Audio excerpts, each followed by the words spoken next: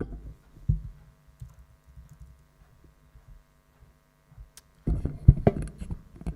the name of Father, Son, and the Holy Spirit, one God, Amen. So today's pre-talk is on dealing with difficult people. And the first question is, why should I deal with difficult people?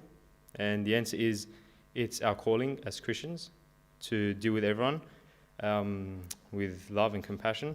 So we have to deal with difficult people. So you have to do it. So this is an interactive part of the talk. So if everyone can just bring out their phone, because I'm sure everyone here's dealt with someone that's difficult.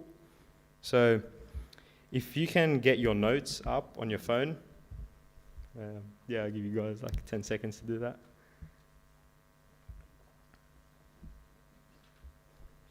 All right, so if everyone can get their phone and write down or think of someone who annoys you or you think is difficult, and write down what is difficult about them or what annoys you about them.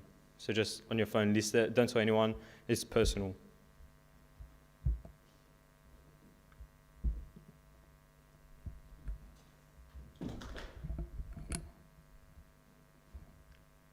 All right, so there's this principle called the lens principle. It basically says who we are is how we view other people.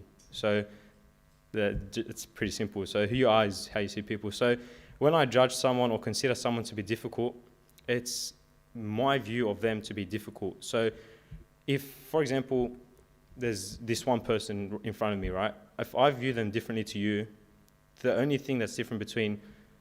difference is me and you. Oh, sorry, I gotta stop that again. So let's say there's one person we're both viewing.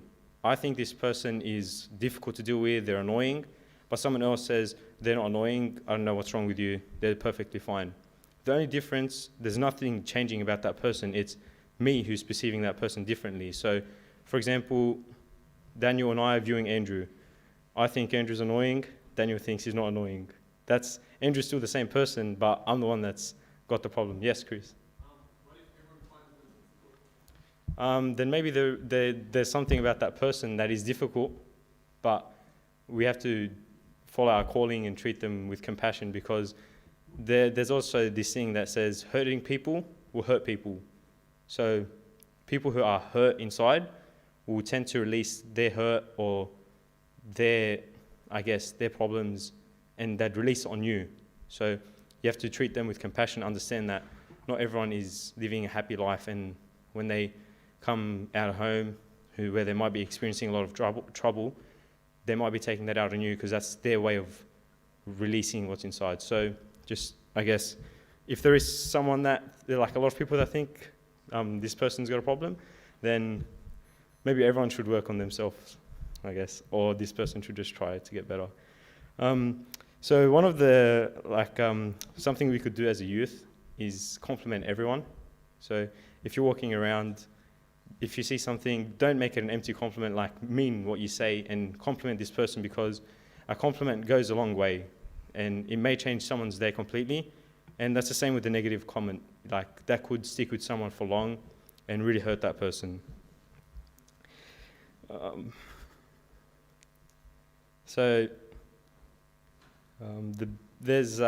best way to understand someone's personality is by listening to what they say. So if someone compliments you, it's reflective of what they like. So for example, Andrew Roman, he exercises a lot. He loves to go to the gym. And if he notices someone losing weight, he'll compliment on that because that's what he's into, right? But that's how you get to know people, I guess. And then criticizing people is reflective of their insecurities. So if someone comes up to me and says, you gained weight, they're insecure about their weight and they're trying to put me down to put themselves up, but that's not reality. So as I said, the lens principle, it's viewing people that are difficult based on my view of them. So everything you wrote down on your phone is something that, I'm not trying to judge anyone, but it's a solution, I guess. Try work on that. So if you think someone's annoying, maybe try work on your perspective of that person, and try work on dealing with annoying people by accepting them and with love. If I think someone's very picky or like very criticizing, understand that they're insecure about something and it's not really meant to hurt you. And like if someone is hurt, they will hurt you. So hurting people hurt people. And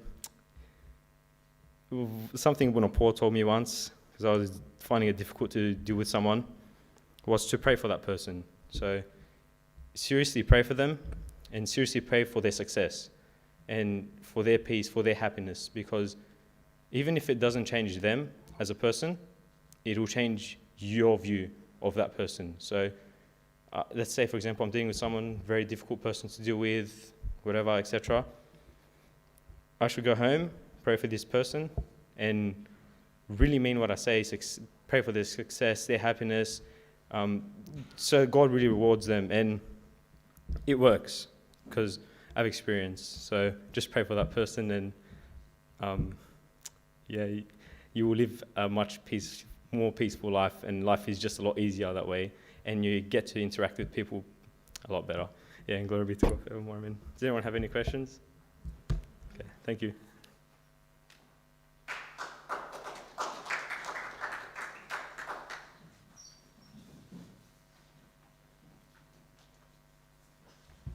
Thanks for that, Mark. I'm sure we all learned something, and we need to pray for those regardless of how they treat us. And I think Mark really expressed that. So thanks, Mark.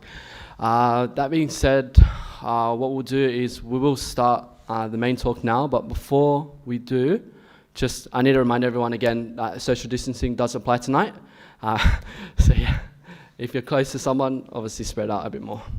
All right. So that being said, let's just call up Kirollos Roman up, and please make him feel welcomed.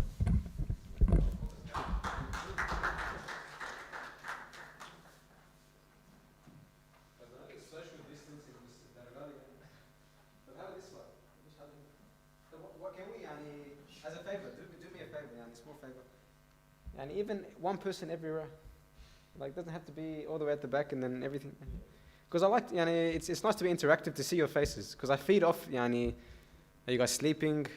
Is there a question maybe? حاجات كده. طب if you can, move a bit closer.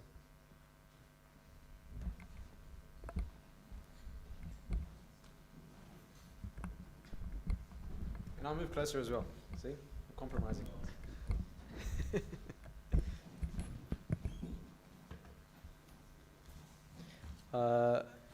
Before we start, I just want to say, Mark, very nice.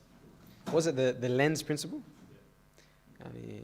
I was thinking, it's a nice principle. You see, I guess,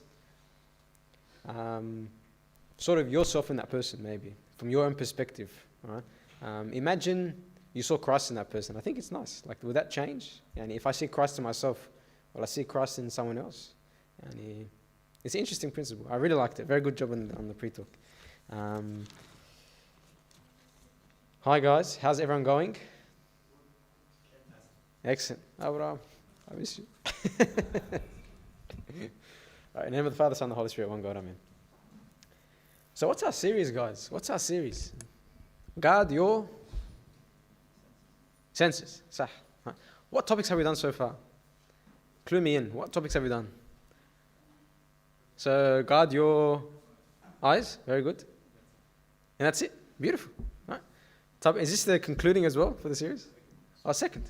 Oh, beautiful. All right. So from eyes to mind, it's a big jump. All right. But we'll talk about eyes a little bit as well. All right. Okay. So the topic for tonight is guard your mind. Guard your mind. Before we talk about how I can guard my mind, I want to talk just about thoughts. Okay, a few basic principles. Okay, what is a thought? Are there different types of thoughts? Is there something called a sinful thought? All right. Where does a sinful thought come from? Do we all have sinful thoughts, or are some of us immune to sinful thoughts? Okay. What are some, I guess, if it's a war of thoughts, what are some ways, and the enemy is thoughts, okay? What are some strategies my enemy will use? All right? We'll talk a bit about thoughts, and then I promise at the end, not at the end, in the middle, we'll talk about how to guard my mind, just because that's the topic, all right? But okay, first question. What is a thought? What's a thought?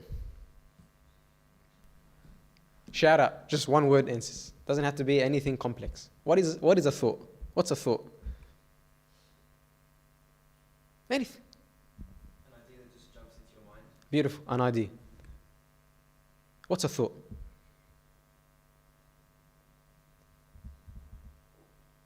Maybe a thought to me is a belief. So I might say opinion. What's a thought? Observation. Okay. All right. But very simply, all right, that's all correct. But very simply, a thought is one of the things that makes me a living being. What do I mean? One thing that makes me a living being. In Genesis chapter 2, verse 7,